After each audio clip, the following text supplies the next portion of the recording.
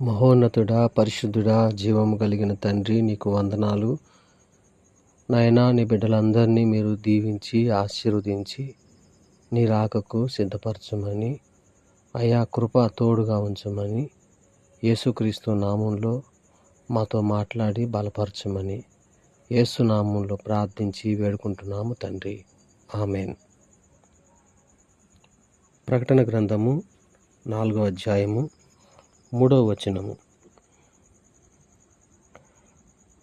ఆసీనుడైన వాడు, దృష్టికి సూర్యకాంత పద్మరాగములను పోలినవాడు, మరకతము వలె ప్రకాశించు ఇంద్రధనస్సు సింహాసనమును ఆవరించి ఉండెను. భక్తుడైన యోహాను ఆత్మవశుడై ఆ యొక్క దేవుని యొక్క దర్శనాన్ని చూస్తూ ఉన్నాడు. ఇక్కడ మాటలు మరి ఏ అంశాన్ని గురించి రాయకపోయినప్పటికీ అక్కడ కొన్ని పోలి చెప్తున్నాడు. అక్కడ రత్నాలను గురించి, తర్వాత పద్మరాగములను గురించి, తర్వాత ధనస్సును గురించి, అదేవిధంగానే మరకతమును గురించి అక్కడ ఉదాహరణ ఇస్తూ కొన్ని రకాల పోలికలు చూపిస్తూ మాట్లాడుతూ ఉన్నాడు. కాబట్టి ఈ పోలికలలో ఉన్నటువంటి సత్యాన్ని క్లుప్తంగా అర్థం చేసుకుందాము. మొట్టమొదటిగా ఇక్కడ 3వ వచనంలో సూర్యకాంత పద్మరాగములను పోలినవాడు, ఈ మాట చదువుతున్నప్పుడు నిర్గమాకాండము 28వ అధ్యాయము 19వ వచనంలో మరి ప్రధాన యాజకుని యొక్క వక్షభాగమున మరి 12 గోత్రాల యొక్క పేర్లు రాయడానికి గుర్తుగా 12 రకాల మరి ఆ యొక్క ఈ పద్మరాగమని, సూర్యకాంతమని, ఇలాగన ఈ 12 మరి ఉన్నటువంటి పథకాల యొక్క ఆ యొక్క పలకను తన గుండె మీద పెట్టుకునేవాడు. కాబట్టి ఈ 12 గోత్రాల ప్రజలను మరి ఆ ప్రధాన యాజకుడు భరిస్తూ వారి కొరకు మరి పాప పరిహారార్థ బలి, అదేవిధంగానే దేవునికి వారిని గురించి విన్నవించుకునేవాళ్ళు. అదేవిధంగానే యేసుక్రీస్తు ప్రభువు కూడా మన ప్రధాన యాజకుడు కాబట్టి ఆయన పరలోకంలో ఉంటూ ఇప్పుడు పరలోకంలో ఆయనను అంగీకరించిన ప్రతి ఒక్క బిడ్డను కూడా, ప్రతి ఒక్క విశ్వాసి పేరు కూడా ఆయన జ్ఞాపకం చేస్తూ మనందరి పక్షంగా ఆయన విజ్ఞాపన చేస్తూ ఉంటున్నాడు. దేవునికి మహిమ కలుగును గాక. అదేవిధంగానే మరొక మాట చూద్దామండి. ఇక్కడ మనం గమనించినట్లయితే మరి యెషయా గ్రంథము 54వ అధ్యాయము 11వ వచనంలో, ప్రయాసపడి గాలివాన చేత కొట్టబడి ఆదరణ లేక ఉన్నదానా, నేను నీలాంజనములతో నీ కట్టడమును కట్టుదును, నీలములతో నీ పునాదులను వేయుదును అంటూ ఇక్కడ కూడా మరి ఆభరణాల యొక్క, లేకపోతే ఆభరణాలు పొదుగుతున్నటువంటి ఆ యొక్క విలువైనటువంటి మరి వాటిని గురించి మాట్లాడుతూ ఉన్నాడు. ఇక్కడ ఈ మణులన్నీ కూడా భవిష్యత్తులో మరి యెరూషలేము నగరము యొక్క వైభవాన్ని సూచిస్తూ ఉన్నాయి.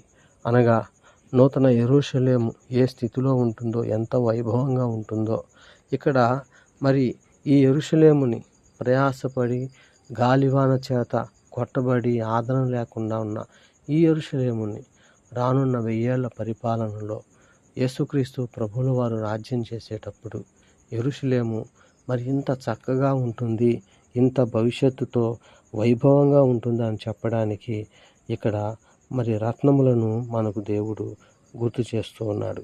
అదేవిధంగానే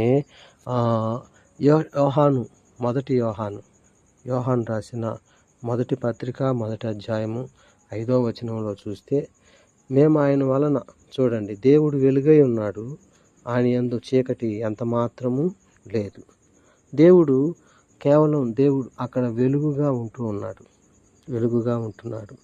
మరి చీకటి పాపానికి, ఆధ్యాత్మిక విషయంలో ఎరిగి ఉండకపోవడానికి ఒక సూచనగా ఉంటే, వెలుగు పవిత్రతకు, సత్యానికి సూచనగా ఉంటున్నది.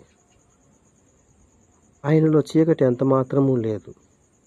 లోకంలో చాలా దుర్మార్గం అనేది, చాలా నైతిక విలువలు పడిపోయిన స్థితి అనేది మనకు కనబడుతుంది. కానీ కానీ దేవుడు వాటిలన్నిటినీ సృష్టించలేదు.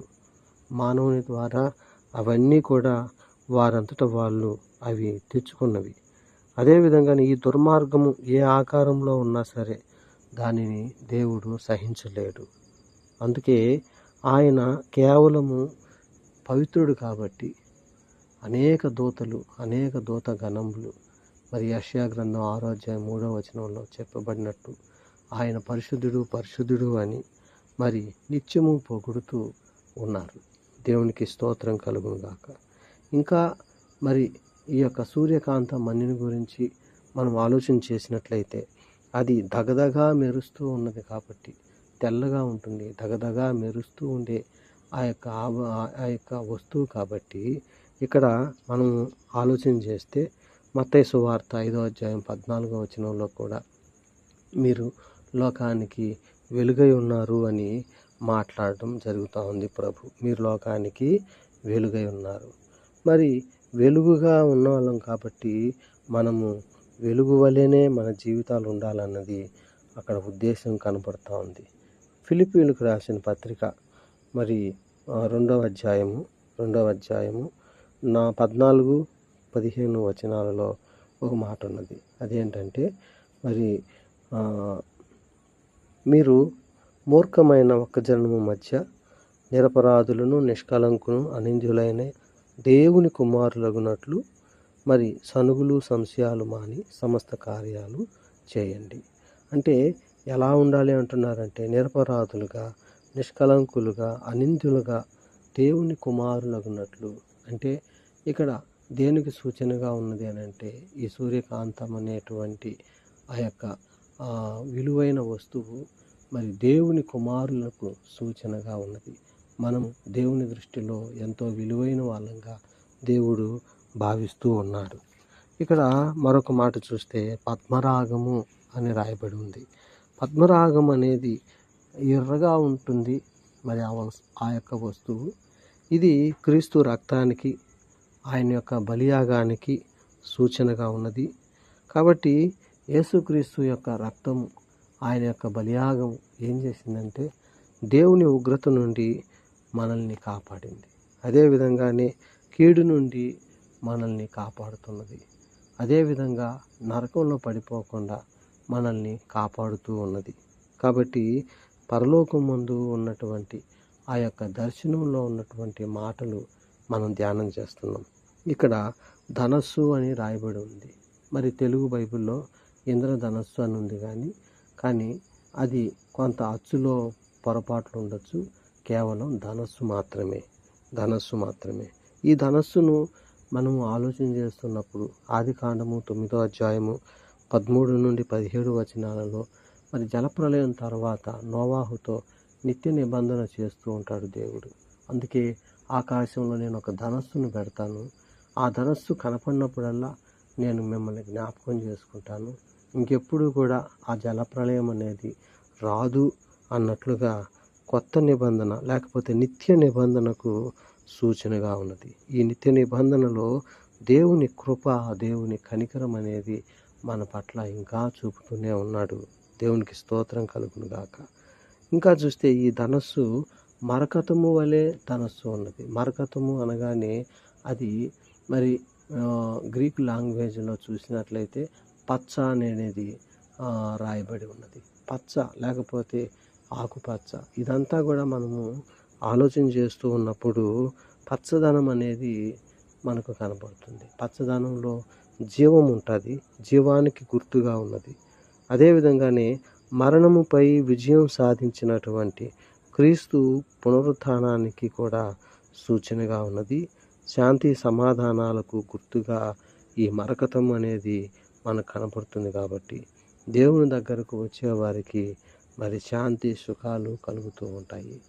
ప్రియమైన వారలారా, మరొకసారి ఈ ఒక వాక్య భాగాన్ని మనం చదువుకుంటున్నప్పుడు ఆశీనుడైన వాడు దృష్టికి అంటే చూడడానికి సూర్యకాంత పద్మరాగములను పోలిన వాడుగా ఉన్నాడు అన్నప్పుడు ఈ సూర్యకాంతము పద్మరాగములను పోలినవాడు అనగానే మనం గమనించవలసింది మొట్టమొదటగా మనందరి కొరకు అక్కడ యేసు ప్రభు విజ్ఞాపన చేస్తూ విజ్ఞాపనకర్తగా ఉన్నాడు.